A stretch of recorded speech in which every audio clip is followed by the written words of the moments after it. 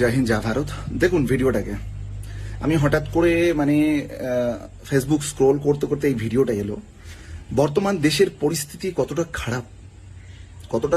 খারাপ পরিস্থিতির মধ্যে দেশ চলছে, আর এই সব 2 টাকার সোশ্যাল ইনফ্লুয়েন্সার তারা আমাদের সেনাবাহিনীর বিএসএফ এর ইউনিফর্ম পরে রাস্তায় ধেই ধেই করে নাচছে।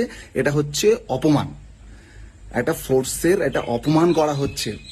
এই ইউনিফর্মটার যোগ্যতা ওনার পড়ার অধিকার আছে কিনা, ওনার যোগ্যতা আছে কিনা, এটা আপনারা জিজ্ঞাসা করবেন। এই মেয়েটি কোথায় বাড়ি, কে আমি চিনি না এনাকে, নামটা দেখলাম কি অপরাজিতার কি দুনিয়া নাকি। ইনি হচ্ছেন সোশ্যাল মিডিয়াতে ধেই ধেই করে নাচা একটা সস্তার ইনফ্লুয়েন্সার। মানে এদের এতটুকু বোধ বুদ্ধি সেন্স নেই যে একজন ভারতীয় ফোর্সের প্যারামিলিটারি বিএসএফ জওয়ানের ইউনিফর্মকে মজাক বানাচ্ছে এরা। মানে আপনি নাচুন, যাই ইচ্ছা করুন, আপনার যেটা ইচ্ছা করুন, কোনো অসুবিধা নেই। সমাজ তো আপনারা খারাপ করেই দিয়েছেন, কিন্তু এরপরেও আপনারা সেনাবাহিনী ফোর্সের কাউকে ছাড়ছেন না। মানে এনাকে যে ইউনিফর্মটা দিয়েছে আর এই যে ইউনিফর্মটা নাচ করেছে, এর জন্য আমি প্রশাসনের কাছে একটা কথাই বলতে চাই, এনাকে আইনের আওতায় নিয়ে আসা হোক।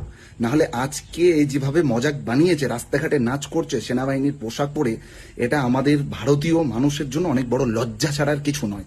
এই হচ্ছে সস্তার ইনফ্লুয়েন্সার। 2 লাইক ভিউজের জন্য এরা সমস্ত কিছু করতে রাজি আছে। নাচছেন, নাচুন। একটা ইউনিফর্ম পরতে কত কষ্ট হয় জানেন? ঘর বাড়ি পরিবার সমস্ত কিছু ছেড়ে আজকে বর্ডারে পড়ে আছে, দিনরাত এদিক থেকে গুলি ওদিক থেকে গুলি। দেশের এই যে অবস্থার মধ্যে আপনাদের লজ্জা করা উচিত যে একটা ফোর্সের বিএসএফ জওয়ানের এই ইউনিফর্মটার তাকে কলঙ্ক করার কোনো আপনাদের অধিকার নেই। আর যারা এইভাবে করছেন তাদেরকে আমি বারবার করে বলবো শুধরে যান।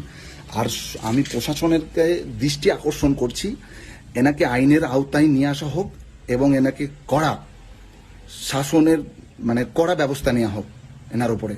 এই ধরনের দেশে এখন এই একটা পরিস্থিতি, লজ্জা করা উচিত আমাদের বউ মেয়েদের, যারা সকাল সন্ধ্যায় হ্যালো গাইস হাই গাইস ছাড়া আর কিচ্ছু জানে না, আর শুধুমাত্র ধেই ধেই করে